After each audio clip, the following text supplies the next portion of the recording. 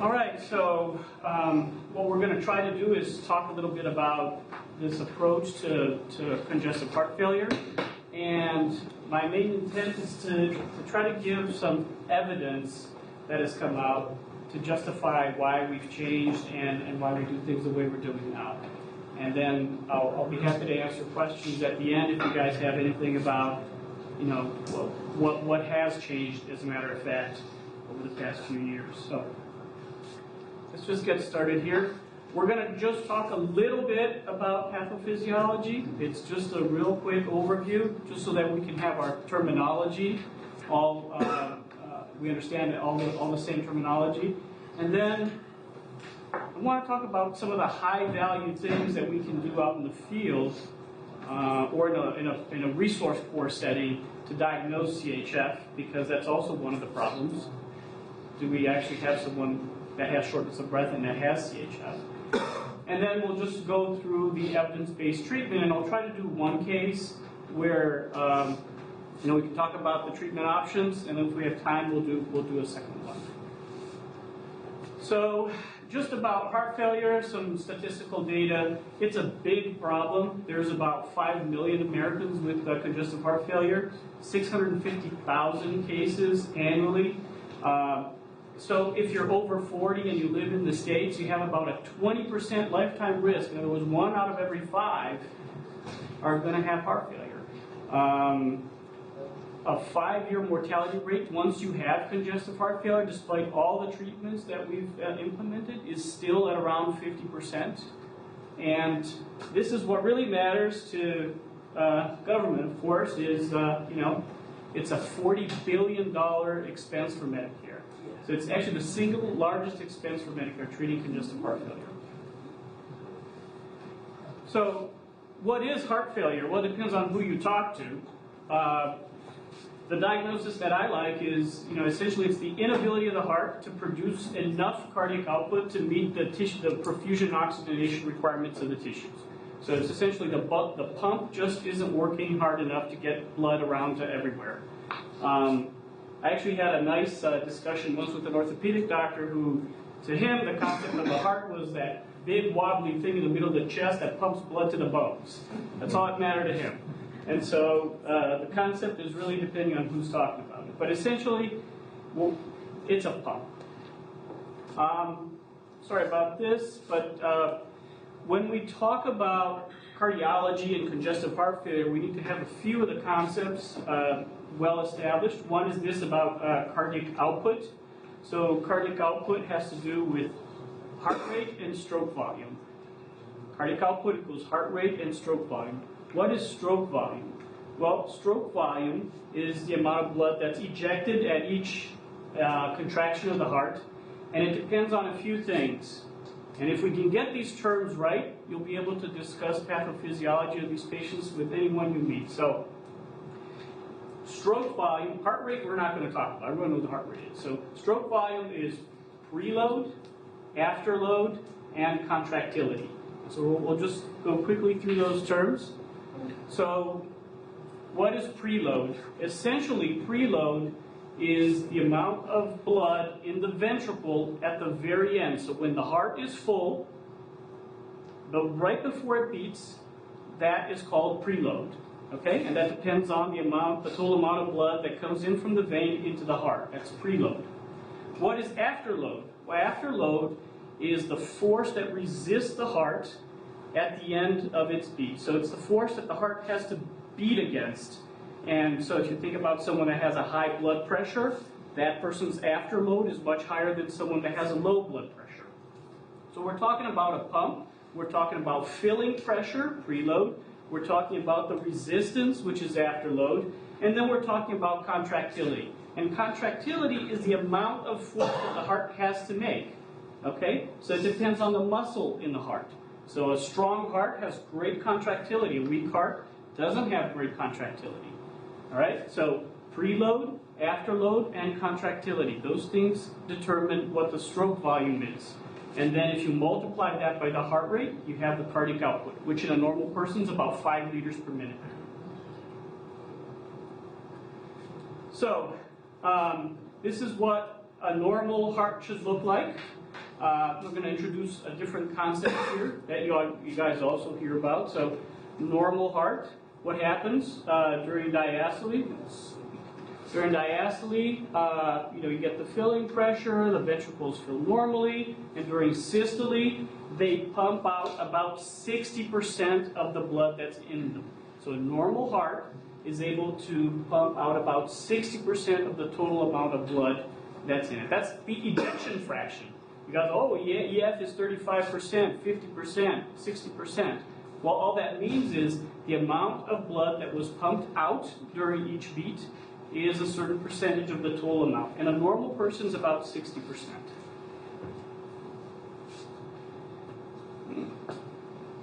And you can see that one, huh?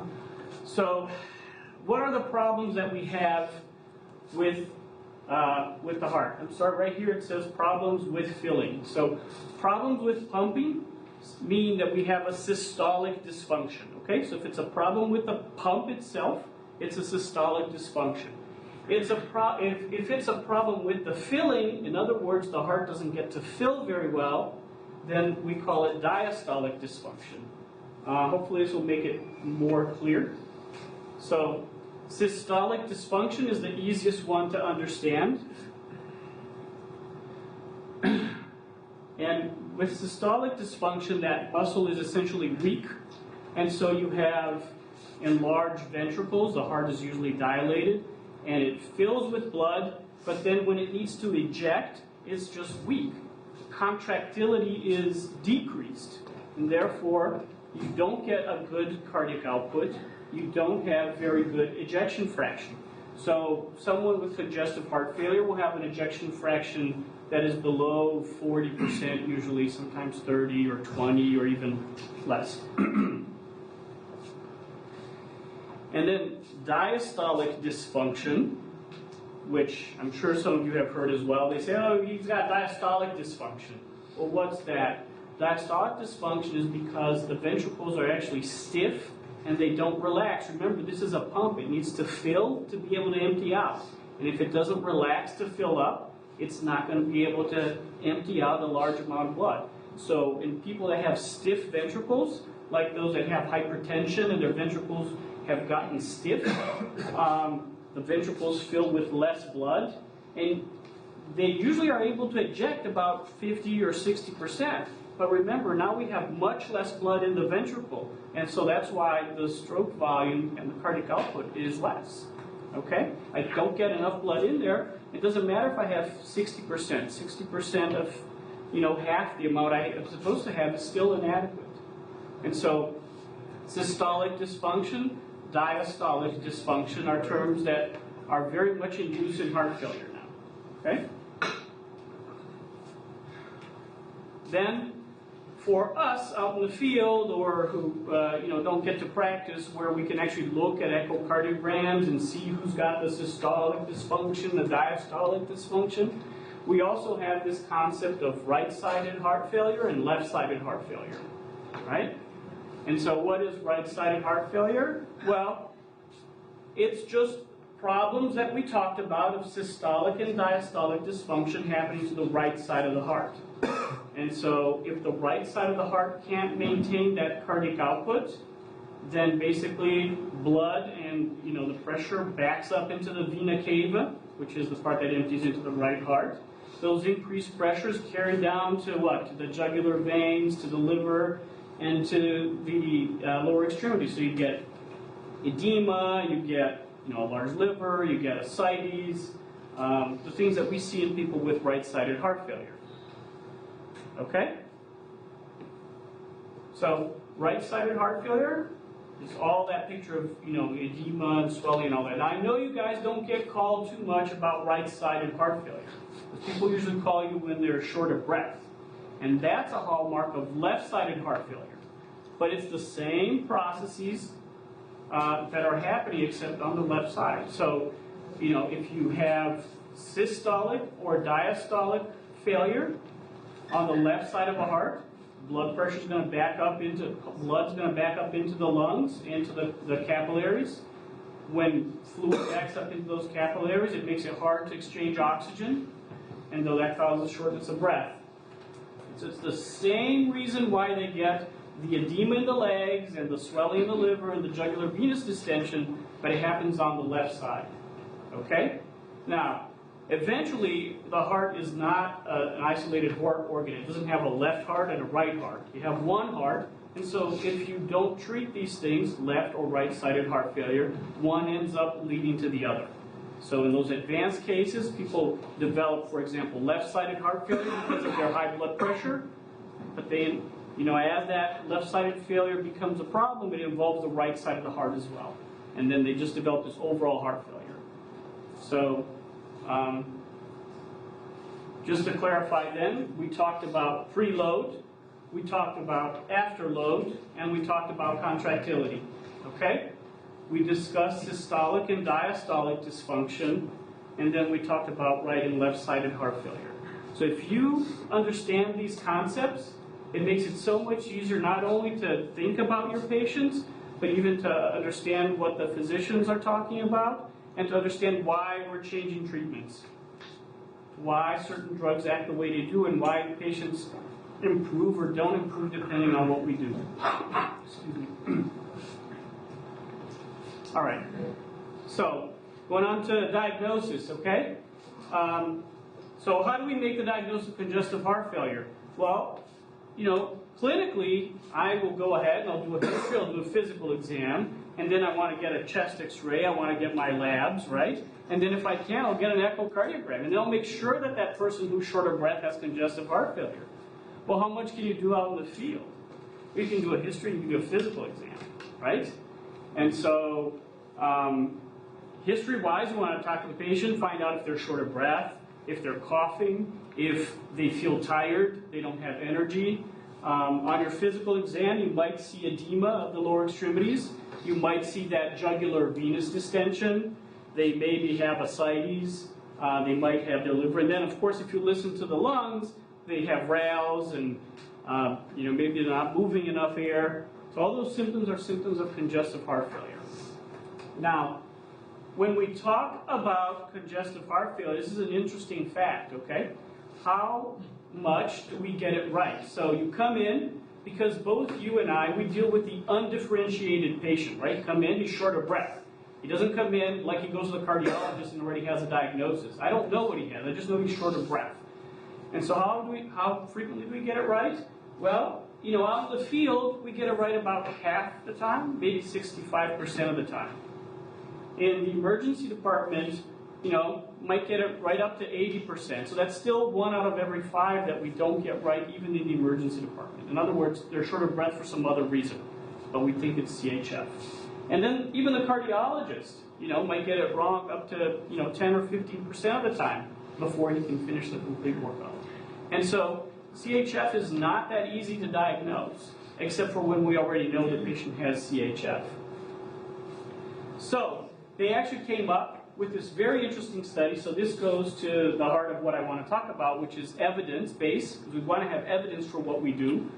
And basically, this is an article from the New England Journal of Medicine in 2002. And what they did is they had about 1,500 patients with shortness of breath. And they were they had doctors and cardiologists look at these patients and try to tell us which one of those had CHF and which did not. And they asked questions and they looked at physical exam findings, and then they looked at which ones of those were high yield. In other words, which ones that might be positive in the patient with cardiogenic shortness of breath versus not positive in the other group. And so, if you look here, I don't know if you can see these numbers. I don't know if you can see these numbers here, but the most high yield questions, in other words, the ones that gave you the best answer in terms of heart failure, were, first of all, history of congestive heart failure. If the person had a history of congestive heart failure, they were 11 times more likely to actually have congestive heart failure as a cause for that shortness of breath. So that one is the best, your best bet. Do you have heart failure? Yes, I do. Okay. Rails on the lung exam. Patients that have rails on lung exam, Patient that had rales on lung exam were twice as likely to have congestive heart failure. Okay? And then edema to the lower extremities, also about 3 times as likely to have congestive heart failure.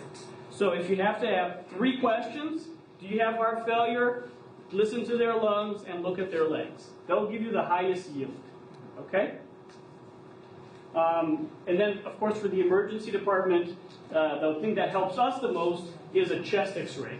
People that have findings on chest x-ray that indicate congestive heart failure, in other words, if they have this civilization of vessels, they're 11 times more likely to have congestive heart failure than any other reason for their shortness of breath. And so in the emergency department, the first thing we want to do is get a chest x-ray. All right? Yes? What was that last one? Oh, that's BNP. That's a blood test. So if I do a blood test, why is this jumping around like that? If I do a blood test, I call the BNP, then the patient has a positive BNP. Huh? Yeah, touch the screen. Oh, it's a touch screen. So, yeah. So if there's a BNP that's positive over 100, then they're 30 times more likely to have congestive heart failure. Okay, but the BNP takes about 45 minutes to an hour. I mean, how good is that for your patient's short of breath there? Oh, let me wait for the BNP. Yeah, lots of time. All right. So, let's talk about treatment, because this is where all the money is, right? This is what really matters. Patient comes in, he calls you because he wants to be treated. He doesn't want you to talk about differential diagnosis, pathophysiology, or none of that. He just wants to get better. All right, so I don't need to talk to you about this, right? I mean, our treatment priorities remain the same. Somebody comes in, they're short of breath, you're going to do airway, you're going to take care of their oxygenation, you're going to get your IV access. In patients with shortness of breath, of course, you want to take a look at the EKG, make sure they're not having a STEMI or something like that. And then you're going to use medication, pharmacologic agents. So those are not your top priority, right? Top priority is look at the patient, make sure he's ventilating, do all that stuff. And then I just want to, when we talk about oxygenation and ventilation, we're going to talk briefly about this non-invasive ventilation thing, which you guys probably already use all the time because I see you guys bring them in on the CPAP all the time. Okay, so our first case is a 58-year-old African American comes in respiratory distress, or calls you guys in respiratory distress. He has a history of hypertension, of atrial fibrillation, and he has a history of CHF. All right? So, you go in there, you find out he's using aspirin, Bumex, lisinopril, and verapamil. You start working on the guy, his blood pressure is 230 over 110. His heart rate is 102, it's irregular, his O2 sat is 86% on room air. Now you listen to him, and he's got RALs. Uh-oh, okay, history of heart failure and RALs. I bet you have heart failure. Decreased breath sounds, he's diaphoretic, he's got a little bit of edema. Not a lot, a little bit, 1+ peripheral edema, okay? You do an EKG quickly, he's at AFib. There's some T-wave changes, he's not really having a STEMI, you don't know what they are, but they're non-specific, and he has no known drug allergies. Okay? So when you think about this guy, I want you to think about the pathophysiology, about what's going on here. Do we think this patient has a problem with contractility, with preload, or with afterload? With afterload, right? His blood pressure is huge. It's 230 over 110. Does he have a problem with preload? Maybe. He might be fluid overloaded, but not necessarily. A lot of these people are not fluid overloaded. They just have fluid that's not distributed right. But they might be fluid overloaded. But what's the other main issue? What about contractility? Does he have good contractility? Probably not. He may not have the greatest contractility, but he's also not having poor contractility because, hey, he can work up a blood pressure of 230 over 110. So his heart may not be normal because he probably wouldn't get into this state if it were, but it's not horrible either, right? If you had an EF of 15% with a blood pressure of 230 over 110, he wouldn't be around. He can't build that pressure. If your pump doesn't work, you can't build that pressure. So, there's some contractile issues, but primarily it's an afterload issue. So if it's primarily an afterload issue, you have to think about treating him for what? For afterload. right? Okay, so I just want that thought to stick in your mind. So just repeating that, those findings there, okay? All right, so this is sort of what I wanted you to think about, right? So, you may have a little bit of an increased preload. His contractility might be a little bit decreased, but that afterload is really increased. And that's a chest x-ray with someone in pulmonary edema where, both fields are white. I didn't touch the screen this time. So both fields are white. So, again, just think about that as increased afterload. Okay? This will make your life so much easier if you can think about patients this way. All right. So this is a high mortality diagnosis. About 15% of these patients will die, no matter what we do. Okay? Now, we don't get that impression because we do a lot of things and we send them up to the ICU and we get them out of there and we go, they're fine, but they still die. And the mortality rate is about 30% in a year. So patients that come in with flash pulmonary edema, all of a sudden you don't get them anymore. They're usually the guys who call you 3, 4, 5 times. Here we go again, it's 3 o'clock in the morning, it's Mr. Jones again, and then all of a sudden Mr. Jones isn't calling anymore. Well, he's dead.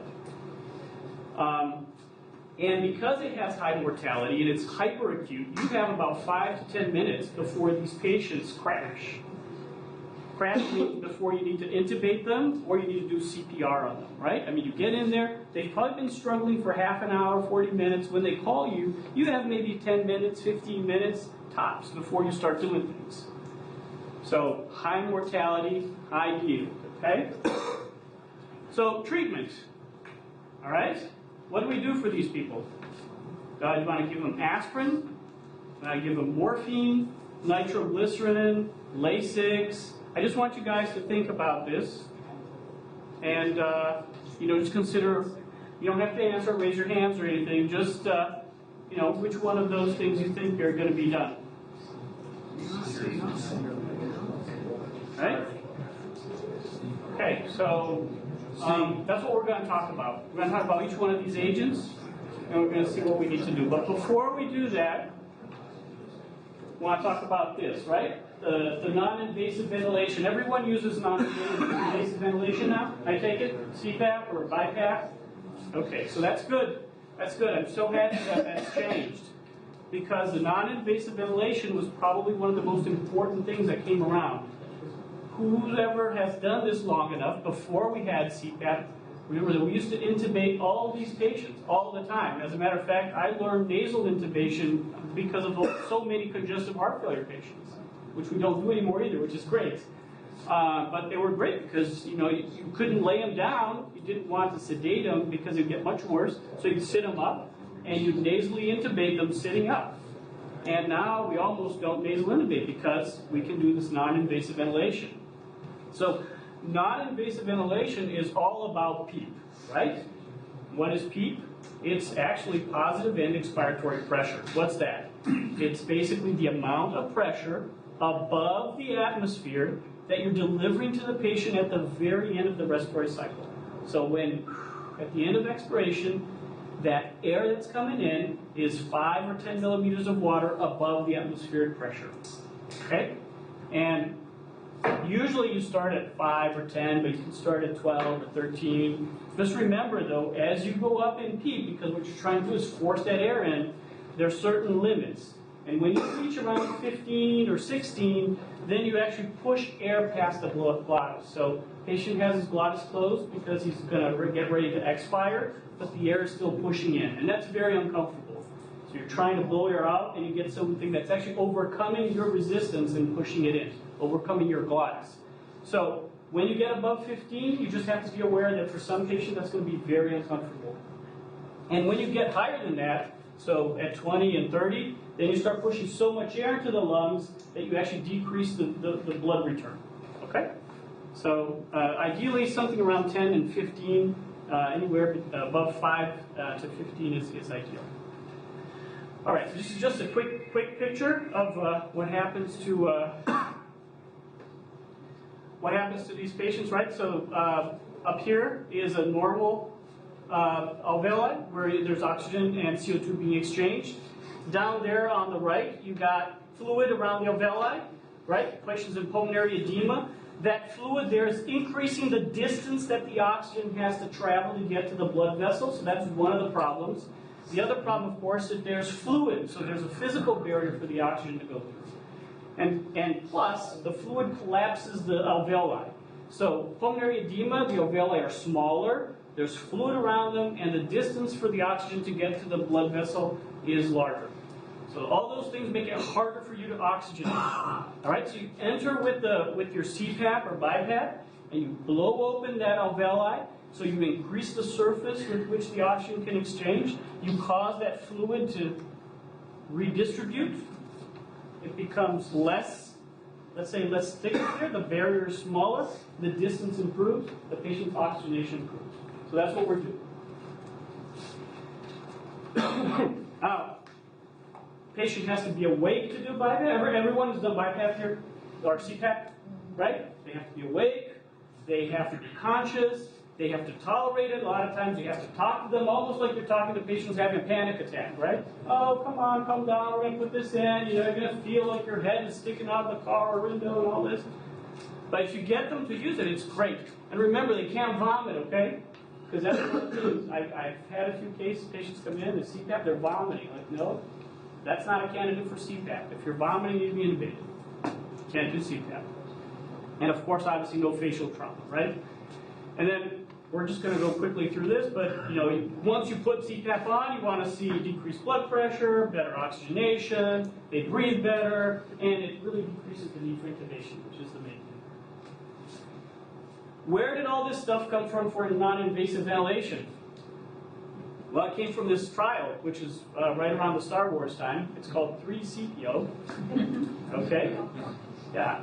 And it's non-invasive ventilation in acute cardiogenic pulmonary edema. 2008, 1,000 patients with acute cardiogenic pulmonary edema. They randomized them to non-invasive ventilation or not. And what did they see? They saw rapid resolution in their shortness of breath, better improvement in their metabolic changes, but no changes in mortality. And everyone was like, no, this is wrong. This is so much better, right? They're not dying like they used to. So they did another study, which is a bigger study. This one, I think, was in 2010. They did a meta-analysis. They grabbed all the studies that were done, analyzed them, and basically saw that, nope, sorry guys, all these studies show no change in mortality. But, you know what? They get less hospital stay, they have less complications, they don't need to be intubated as much. Plus, to me, the biggest thing is this, it buys you time. For me, that's what matters. It buys me time so they can get better, so I don't have to intubate them. So I can start doing the other things that I want to do to make them better. So I can start my medications that we're going to talk about.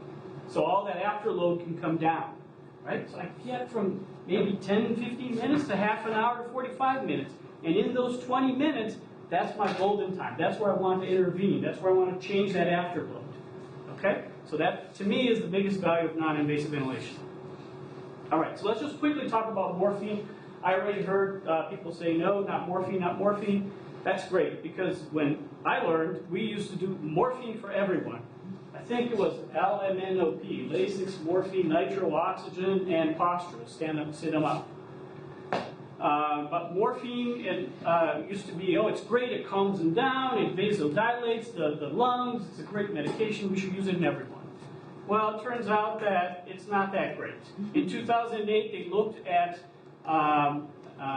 patients that were given morphine versus patients that were not given morphine. And Dr. Peacock looked at this registry that has over 100,000 patients and essentially found out that the patient that got morphine had increased ICU admission, 39% versus 14%. That's almost 3 times more admissions. The mortality rate was 5 times higher in patients that got morphine. 5 times. We were doing this for what, 40, 50 years maybe? 5 times higher. That's like bloodletting, right? How long does it take? We were bloodletting people for what, 200 years before we decided, nah, probably not a good idea. So, then there was another study done in 99 that showed the effect of ED management in acute pulmonary edema. So, we were still using morphine and still seeing increased intubation rates. The patients were saying they felt worse, But we were stuck in our ways. We were still giving morphine. Okay? That's how long evidence takes to change things in medicine. It just trickles down. It's a very long time, even in this day and age. All right, so nitroglycerin. Okay? This one I really need you guys to pay attention to. So if you learn anything else today, it's this nitroglycerin bit. Okay? So what does nitroglycerin do? When we give nitroglycerin, you're taught, oh, it opens up those veins. It decreases what?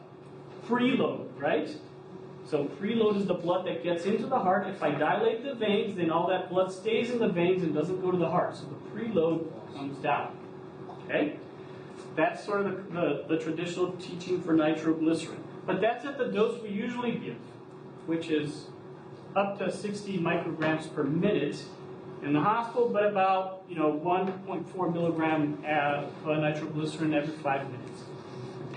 Okay? So just to make it easier, 0.4 milligrams is that's right. 0.4 milligrams is 400 micrograms of nitroglycerin, right? So if I give it every 5 minutes, 400 divided by 5 is 80. So I'm giving 80 micrograms per minute. Of course, you're giving it sublingual, so you're not going to absorb everything. So let's say you get about 50 to 60 micrograms per minute. Okay? So that's what you do when you put a sublingual. Now, if you give doses higher than 60 micrograms, then what you can get is arterial vasodilation. And that's what you want, because didn't we just say that this is an afterload problem? We have blood pressure is really high. I want to reduce that blood pressure. That's great to get some of the blood out of the heart by having it pooled in the vein, but what I really want is to get that blood pressure down. And so I have to give them higher dosages, okay? And so this study, which came out, I think, in 1996, I don't know the date exactly, but essentially changed the way we treat these patients, okay? It was a small study, had about 30 patients, and basically treated severe decompensated heart failure with high-dose nitroglycerin. And what they saw, high-dose nitroglycerin, and this study actually was done with 200 micrograms of nitroglycerin. And they used to give little boluses every 5 minutes. And what they saw, look at this, 13.8% versus 26.7%, okay? So patients got intubated half as much if they got nitroglycerin. This is a BiPAP, all right? Even for use of BiPAP, they had to use BiPAP about 4 times less if they were given high-dose nitroglycerin. ICU admissions, half as much, all right? And look at the hospital stay duration. I'm so sorry you guys can't read this well, but 4.1 days versus 6.2 days. All because they got high-dose nitroglycerin when they came into the hospital, okay? So high-dose nitroglycerin is a mainstay of treatment, okay? And I'm telling you, the nurses still freak out when I tell them, you guys bring patients in, I say, start Mike at 300, 400 micrograms. They're like, what? No way, you can do over 50. And sometimes I have to do it. I have to go in there and I have to dial it up. Because it's been taught that you don't do nitroglycerin this way. It's dangerous. In this study, actually only one patient had a little transient hypotension. That got quickly corrected when they turned off the nitroglycerin and they gave a tiny bit of fluids. Now, we're going to give these high doses for 5 minutes, okay? You're not going to crank it up to 400 and go, have a drink of coffee and come back, all right? So you're going to crank it up. You're going to watch that blood pressure drop about 4 or 5 minutes. The patients get better that fast. In 5 minutes, they're much better. Now, what does that matter to you? So, I can't do nitroglycerin at 400 micrograms per minute at the field. That's a tough one for me. In the end, we'll talk about that, but actually if you give 2 nitroglycerin pills every 5 minutes, you're getting there. You get about 200 micrograms. Maybe not as much, but you're getting a much better dose. So, are we getting the morphine again? Okay. So nitroglycerin at 400 micrograms bolus for the first 5 minutes, or 200 if you don't. Some people are scared of using these high doses. You want to use 200, that's okay. But don't start with, 10 micrograms, then 20, then 30, then 40, because, if you get up to 100 in half an hour, your patient needs to be intubated, and, it's too late. So you want to go up to 400, and then as soon as their blood pressure starts getting better, we come down about 100 micrograms per minute. In other words, you want to give them 2 sublingual pills every 5 minutes, watch their blood pressure. Their blood pressure's coming down, then stop or give them only one as the other one. And so you titrate it to blood pressure. I can titrate it better. I'm in my little ER, I can do whatever I want. You guys have to do the sublinguals and watch the blood pressure carefully. Tremendous difference in treatment for these patients. What about Lasix? Lasix used to be the main thing, right? Let's just give Lasix. Patients all get better on Lasix. And so you know, 80 milligrams, 100 milligrams. Not true. Not true. Since 1985, there's been evidence showing that Lasix is not good for these patients. It probably doesn't make any difference at all in terms of making them better, and it might make some of them worse. So even physiologically, when you give Lasix right away, it actually increases the resistance, which is the afterload. So right when you give the Lasix, those because of vasoconstriction, so increased resistance, which is not what you want to do. You want the opposite. I'm just going to go quickly through these. So there's a ton of studies. There's a study from Chest in 1990. I mean, these are not new studies. You know, 1990 showing that there's an increase in the pulmonary wedge pressure when you give Lasix. It only goes down after they start urinating. Well, how long does it take for them to urinate? Half an hour, 40 minutes, an hour? I mean, their flash pulmonary edema is gone by then. And then, you know, 1994, there's a bunch of other trials just came out showing that, you know, basically it doesn't help, and it just may cause worsening during the acute phase. So, I mean, there's a ton of articles. If anyone wants to talk about this, we can bring in a load of articles. I'm heavily loaded on this Lasix thing. There's no reason to use Lasix. By the way, does anyone know why it's called Lasix? Anyone know why furosemide is called Lasix? Why they call it that name? Because it lasts 6 hours. Lasts 6 hours. That's where the name came from. Lasix. Okay? Yeah, it doesn't last 6 hours because yeah, it lasts what, 20 minutes? But that's where the name came from the manufacturer. The oral medication lasts 6 hours. All right. So why? Why is Lasix not that great? Aside from all the trials that show it doesn't work that well, you know, a lot of these patients are not really heavily fluid low. The problem is they have a lot of fluid out where it shouldn't be fluid. It's not actually in the blood vessels. It's in the tissue. So it's a distribution issue. And what you really need to do is decrease afterload. Lasix does not decrease afterload. And then people will say, well, you know, if it helps at some point, why don't you just give it? What's the matter? Why are you fighting this so bad? What's the issue? Well, the problem is that we're wrong in our diagnosis about 40% of the time. And sometimes it's actually dangerous, right? If you're giving Lasix to someone with pneumonia or with sepsis or with some other reason for them to be short of breath, you're making their kidney worse, you're damaging their kidney, and you're causing them to have harm. So one of the things that you want to think about when you're going to give a drug is, you know, I'm going to give this because I think this is what they have, so I'm giving it empirically. Is it safe? If I'm wrong, am I going to cause harm? And if I am, why should I give it? And this is a pill hard to swallow. I didn't know if I was going to put this in here or not, because this goes directly to you guys. But Jaranek in 2006 made a study, about 1,500 patients, I believe, where he looked at pre-hospital setting and looked at patients with shortness of breath and looked at their diagnosis afterwards. Okay, so you guys saw them, treated them for shortness of breath, they got admitted to the hospital, and they got worked up. In about 42% of those cases, Lasix was given inappropriately. In other words, those were not patients with heart failure. So that's the number that we have anyways. So we've made a mistake in about a little bit less than half of the cases. And in 17%, it was actually harmful. It was proven that the Lasix we gave actually caused harm. So there is some downside to giving Lasix. It's not a matter of just, I just give it. There is some issue. As a matter of fact, if you read this paper, out of the 9 patients that died, 7 of them received Lasix. So, it's a kind of a sombering thought to think that we still do this sometimes. And then this is Amal Mattu. He's one of the most respected emergency physicians that teach acute cardiovascular medicine. And that's a statement from him that, maybe you don't want to ban Lasix, but it should be the last thing in your mind. Okay, after you've tried everything, you're not getting better, there's going to be a long transport time, maybe I'll give them some Lasix. But don't think that that's going to make any difference, and remember, it could be causing some harm. In the hospital, after I know they're fluid overloaded, then I'll give them Lasix.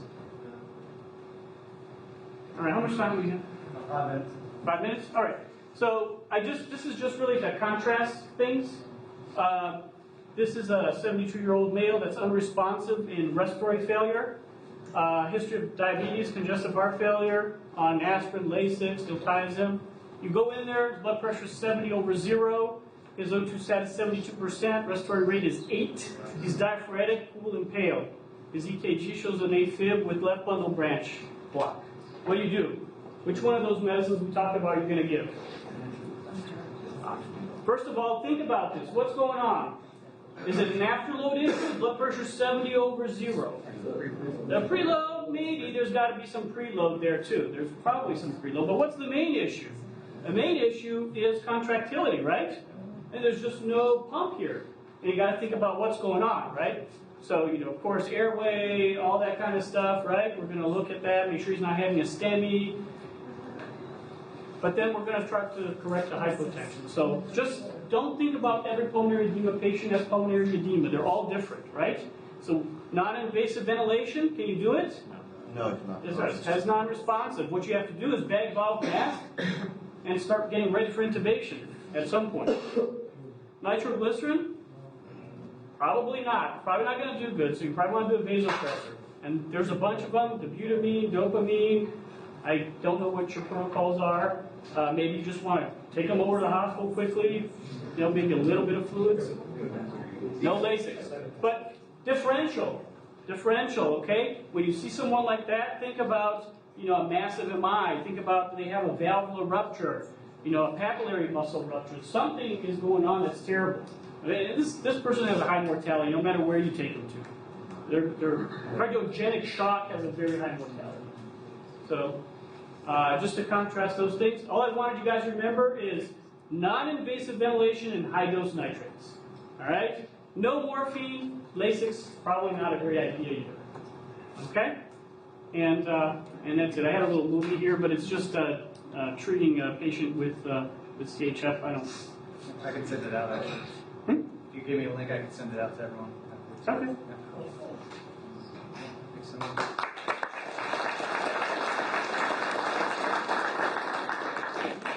Any questions, Dr. Lewis? As far as the nitro goes, what are your thoughts on the nitro paste?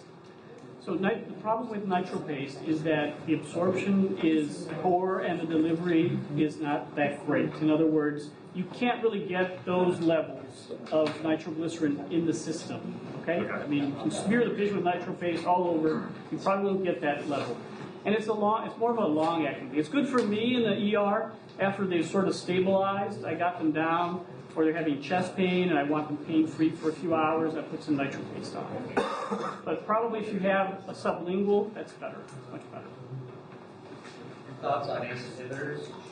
Oh, that's a great thing. ACE inhibitors are great. If you can give a sublingual Captopro, or Captopro is the one that they've done most of the studies on, but Licidopro probably works just the same, then that's great. So you're starting to decrease afterload, right, through a different mechanism. So they're great. They're great if you can put that in as you're doing the nitroglycerin stuff, because as your nitroglycerin starts wearing off, your Captopril is working. We've moved to enalapril because it's difficult to put the Captopril on Right. somebody's arm. Well, the studies were just done with Captopril, but enalapril is probably just the same. Yeah, they're a great strategy. If you can think about that and use it, as long as they don't have ACE inhibitor allergies. Yeah, that's right. Yeah. Can albuterol kind of exacerbate problems with left side heart failure with fluid coming in the lungs more? It won't exacerbate it. The only problem you run with albuterol is tachycardia. So if they have AFib, you might make them go into AFib with RVR and things like that, but it won't make the heart failure worse, other than the rhythm issue. Okay? How effective or how easy is it to get them to get a pill sublingual when you're using the CPAP? Well, you have to slide those. I mean, is it, when they're already struggling to breathe that hard, does it actually stay? I can usually do it in the ER. I just go in there, I push it up, and I can just throw a couple of pills in there. Sometimes it will be a little dry if they've already been using CPAP or just based on the physiology, so sometimes not to squirt a little saline under the tongue, but we usually don't have a problem. Lift your tongue up. It's usually not their first rodeo.